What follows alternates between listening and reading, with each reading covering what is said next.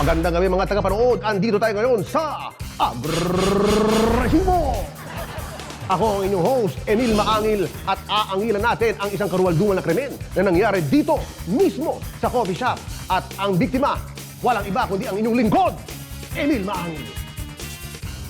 Sir, ako po yung manager. Na-report po sa akin na may konting reklamo daw po kayo. Konti? Anong konti? Napakalaki at karuwalduman na ginawa niyo sa akin. Ano pong ibig sabihin, sir?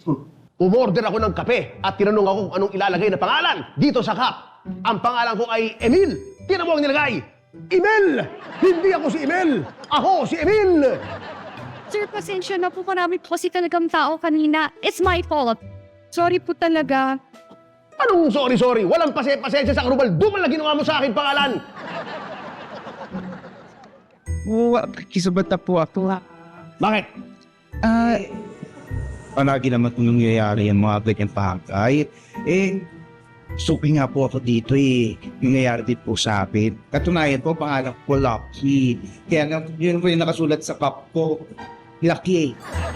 Pero okay lang naman yun, yung maliit na bagay. Talagang maliit na bagay sa'yo. Dahil bagay sa'yo yung pangalan na yan. Amang, pasensya na kayo ha. Ako, madalas din ako dito sa kapihan dito. Tawag nila sa akin, Lolo. Pero ang nilagay nila sa pangalan ko, tingnan mo, Olol. Pero okay lang naman sa akin yun. Talagang okay lang sa'yo. Dahil bagay rin sa'yo yan. Ulol! Ay. Hindi ko palalampasin itong ginagawa niyo sa cafe.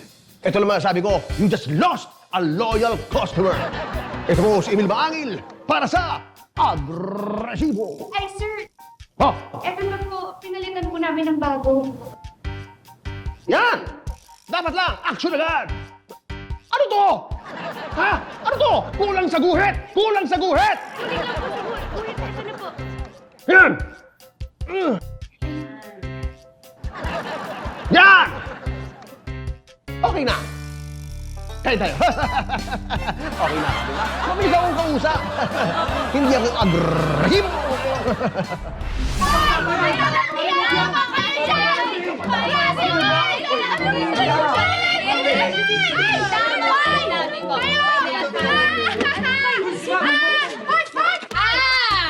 Class!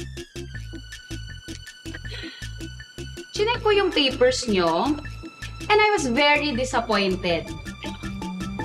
Ma'am? Bakit po, ma'am? Dahil na-realize ko na naging bobo na kayong lahat. Ay, bobo daw. Ma'am, paano niya naman po nasabi yun? Paano? Lahat kayo umaasa na lang sa AI. Mula sa term papers nyo, hanggang sa assignment, pati sa school presentation. Ha? Lahat kayo umaasa sa AI. Puro na lang kayo cheat GPT. Ano? Ay, wala kayong masabi. Palibhasa, yan kasi yung mga estudyante, kayong estudyante, hindi na kayo marunong mag-isip para sa sarili nyo. Kayo yung magiging future leaders? Naku, paano na lang ang mundo pag kayo na yung namumuno? Puro cheat GPT, aasa sa AI, ganun ba? Hindi ma'am, amin na kami. Ginamit namin yun. Sorry, hindi na maulit. Ma'am, sorry po talaga, ma'am. Hindi na po kami aasa sa AI. Cheers kasi. Ako po. Hindi ko matatanggap yung sorry nyo, ha? Ma'am? Dapat kayo maparusahan. Uy! Ano ba yan, ma'am? Grabe naman Patay pa parusahan! Ma'am, ano naman po yung parusa nyo sa amin? Sandali lang. Hello, Cheat GPT. Ano kaya ang magandang parusa sa mga estudyanteng mahilig sa AI? Ano yung sasuggest niyo?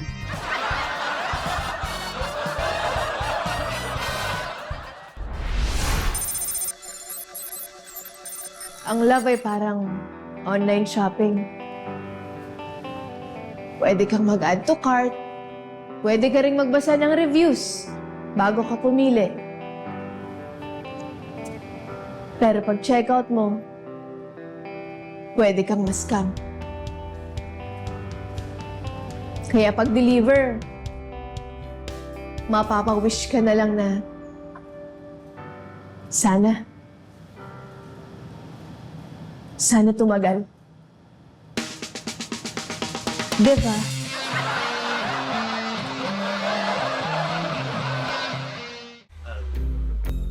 Sir, ma'am, offer po namin pre-selling yung mga condo. You can check it out po. Ito po yung mga namin.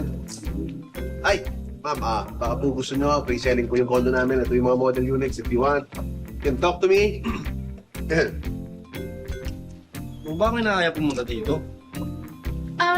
Wala, tingnan lang natin yung inaalok Oh, niya. ayan yan. Sir, may pre-selling po kami ng mga condo units. Promo po ngayon, 0 down payment. Hindi kami interesado. Naman, i-check lang natin eh. Oo nga sir, pwede naman i-check lang yung mga condo para may mga model units po kami. Maganda po mga ng condo sa panahon ngayon. Yan na. Sir, ganito na lang. Baka gusto niyo pong kunin ko yung number ninyo just for reference, ano?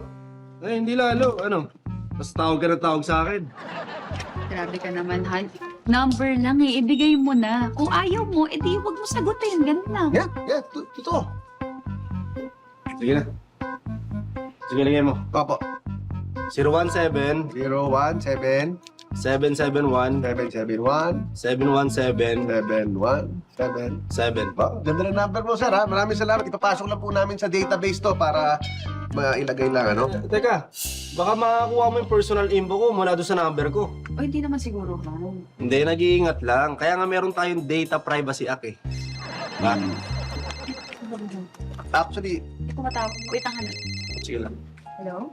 sir, Hmm. mali naman po kayo. Hindi lang po yung personal info nyo yung nakukuha namin dito sa database pag in-enter, ano? Kokoy de Jesus. Di ba? Paano mo nakuha? Ayan. Tsaka nakikita rin namin yung mga movement nyo the past few weeks. Nasa algorithm namin yan eh. Ha? Ayan, Ano yun? Paano mo nakuha yan? Oh. Last week pala, sir.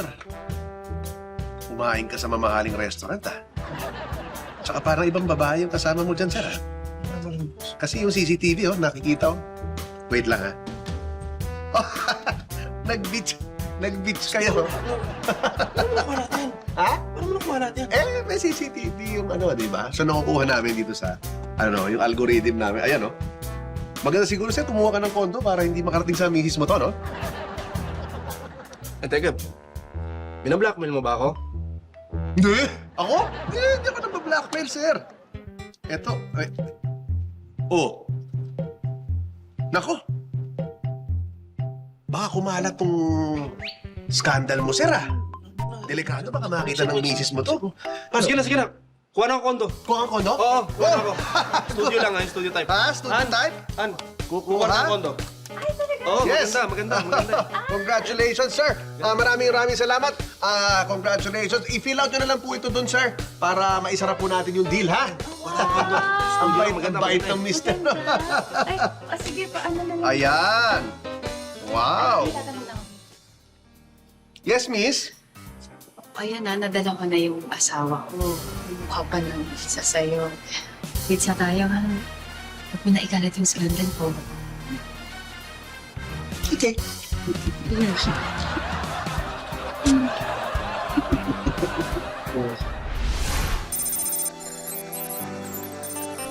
Ang love ay parang social media. Pwede kang mag-like, pwede kang mag-heart, pero huwag ka laging mag-follow. Baka sabihin, stalker ka at ma-block ka pa. Diba?